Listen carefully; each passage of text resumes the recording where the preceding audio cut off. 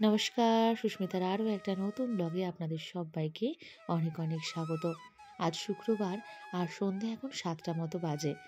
আজ স্কুল থেকে আসার পর টায়ার্ড থাকা সত্ত্বেও আজ কিন্তু চলে যাব একটি বিশেষ মানুষের আমন্ত্রণে তার বাড়িতে। আমার এক বান্ধবী, যার সঙ্গে আমার সম্পর্ক ছিলই বলছি, কারণ 12 বছর কোনো যোগাযোগ নেই।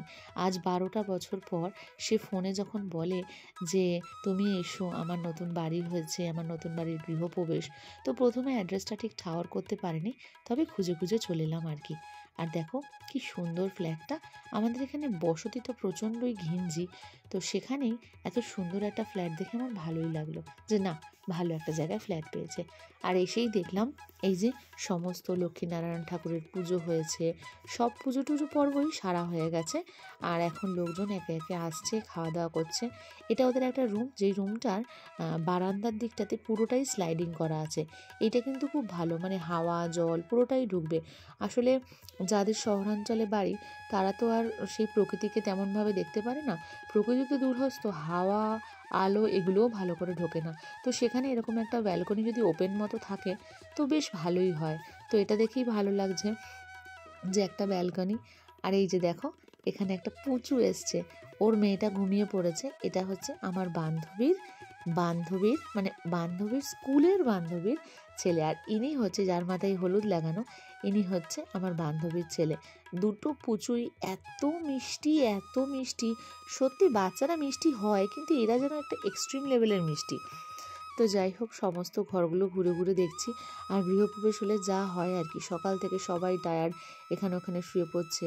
তো প্রথমে চাউমিন দিল, চাউমিনের সঙ্গে ছিল কর্নের একটা রেসিপি, সেটাও খাওয়া হলো। এই পুচুগুলো কেমন খেলছে দেখো।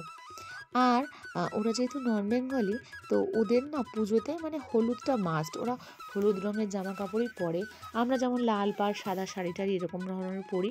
তো আমিও এখন ওদের সঙ্গে থাকতে থাকতে আমারও বেশ হলুদ কালারের প্রতি একটা ভালোবাসা তৈরি হয়ে গেছে। আর এই হলো আমার বান্ধবীর নাম প্রীতি। ভীষণ মিষ্টি মেয়ে, ভীষণই একটা অত্যন্ত মিষ্টি মেয়ে। আর ওর একটি মেয়ে আর একটি ছেলে, ছেলেটি ছোট, মেয়েটি ঘুমিয়ে পড়েছে। আর দেখো কীরকম মায়ের সঙ্গে ছবি তুলছে। বাড়ির বাইরের ডেকোরেশনটা এইভাবে করেছে।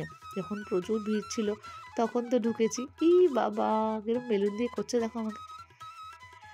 হ্যাঁ, আর ওখানে আরেকটি পুজো দেখছে যে ওকে আমি কী করছি, ও কী দুষ্টুমিটা করছে, ওকে তাকে দেখে যাচ্ছে। সত্যি কথা বলতে কি, আমার বন্ধুকে যতটা না গিয়ে ভালো লেগেছে, তার থেকেও বেশি পুচুটাকে গিয়ে ভালো লেগেছে। কী যে এক্সট্রিম মিষ্টি, সে আর কি বলবো। আর এটা আরেকটা ঘর। তো মোট 3টে ঘর, একটা হচ্ছে কমন প্লেস, আর হচ্ছে কিচেন বাথরুম এই।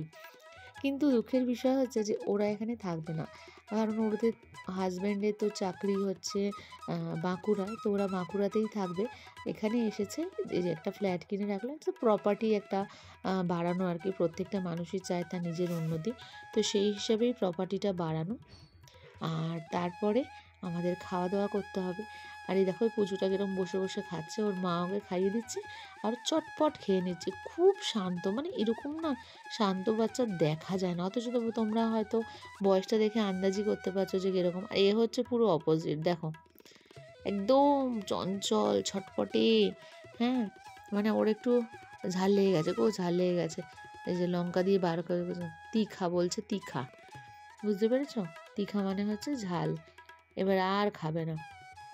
আমার বান্ধবীও যতটা মিষ্টি, ছেলেটাও ততটা মিষ্টি। যাক, খুব খুব খুব ভালো লাগছে ওদের বাড়িতে এসে।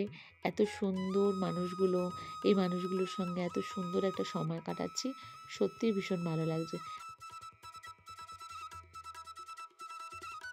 আর এনাকে পাশে নিয়ে আমি খেতে বসে পড়েছি, কারণ রাতটা অনেকটাই হয়ে গেছে, প্রায় 9:45 মতো বাজে। আর আমাদের জন্যও খেতে বসে পড়েছে।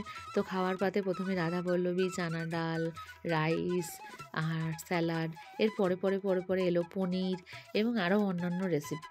তার রান্নাগুলো সবই ভেজ হলেও খুবই ভালো ছিল, খুবই সুস্বাদু। আর খাওয়া দাওয়ার পর ওর হাজব্যান্ডের সঙ্গে, মানে আমার বান্ধবীর হাজব্যান্ডের সঙ্গে আমার হাজব্যান্ডের একটু কথাবার্তা হচ্ছিলো। ওর হাজব্যান্ড ব্যাংকে চাকরি করেন আর আমার জন হসপিটালে। তো সেই কথাবার্তা কমপ্লিট করার পর বাড়ি যাওয়ার পালা, অনেকটাই রাত হয়েছে। আজকের সন্ধ্যেটা খুব ভালো কাটালাম। আজকের ব্লগটা এখানেই শেষ করছি। খুব ভালো অক্সিজেন নিয়ে বাড়ি ফিরছি। সম্পর্কগুলো বাঁচাতে এরকম অক্সিজেন প্রয়োজন হয়। আপনারা কি বলেন অবশ্যই কমেন্ট সেকশনে জানাবেন। আর ফিরে আসছি আবারও একটা নতুন ব্লগে। আপনাদের অনুরোধ আপনারাও সম্পর্কগুলো বাঁচিয়ে রাখুন। দেখা হচ্ছে আবারও একটা পরের ব্লগে। ততক্ষণ পর্যন্ত সবাই ভালো থাকবেন, সুস্থ থাকবেন, সুন্দর থাকবেন, আমার সঙ্গে থাকবেন। শুভরাত্রি।